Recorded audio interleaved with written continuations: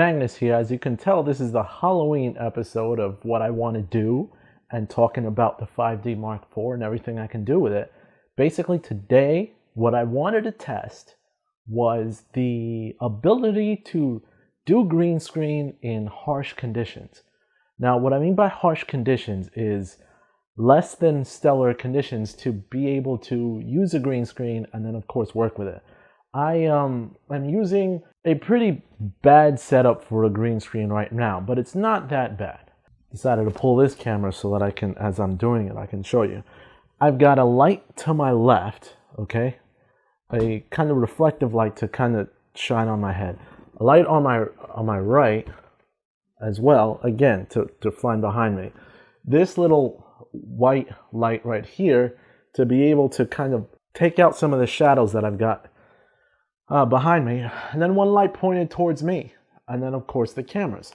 Now with that, I've got a pretty wrinkled, not good for shadows or anything, green screen on me. So with that type of effect and that type of green screen on me, what do I expect to get? I expect to get, I guess, a little bit of a struggle when working with green screen.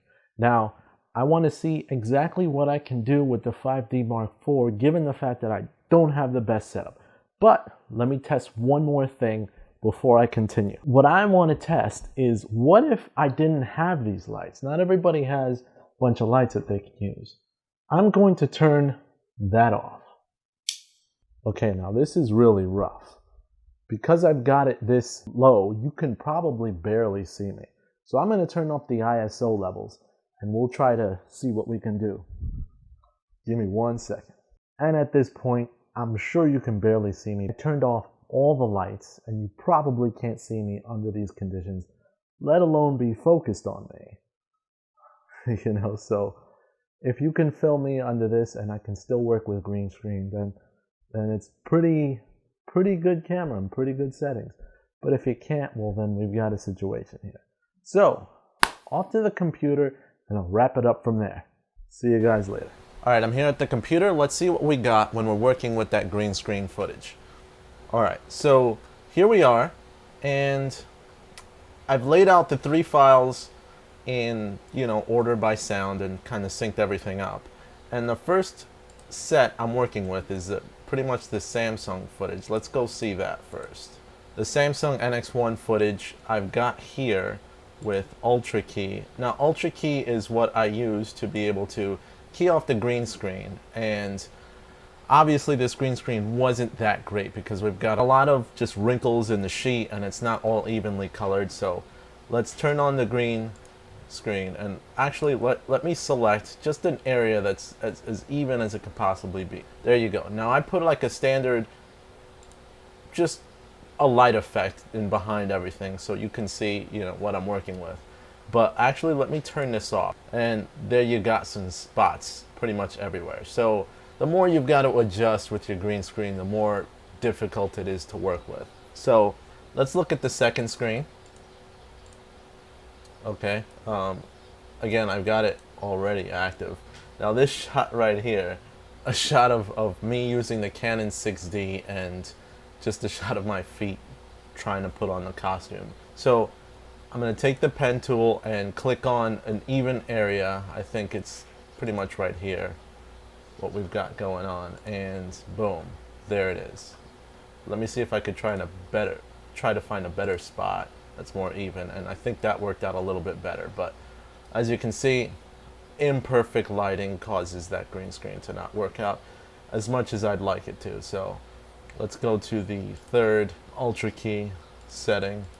Now what I've got here, I cropped off the sides because I just wanted to focus on the green screen since I had a lot of other stuff on the side like the lighting equipment and whatnot.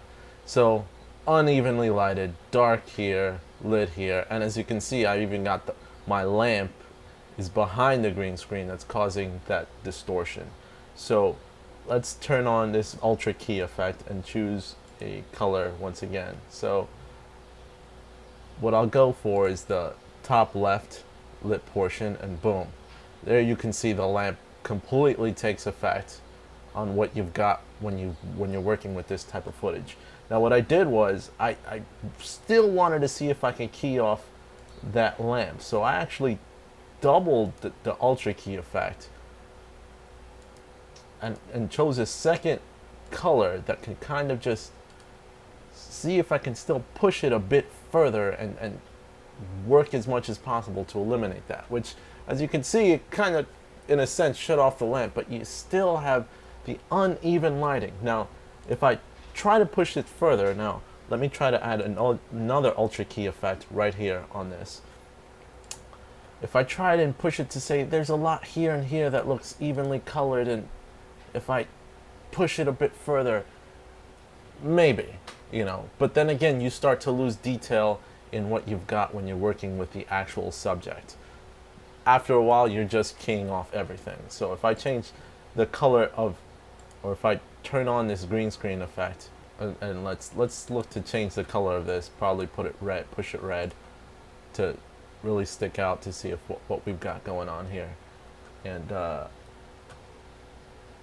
turn off this ramp so we only get the color.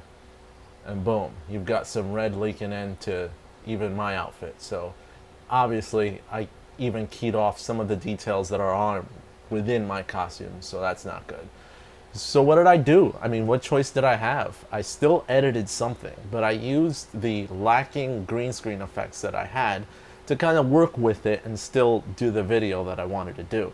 Now, that's what's important, to be able to work with what you have, even if you don't have something that you like to work with, and just, you want to go from there.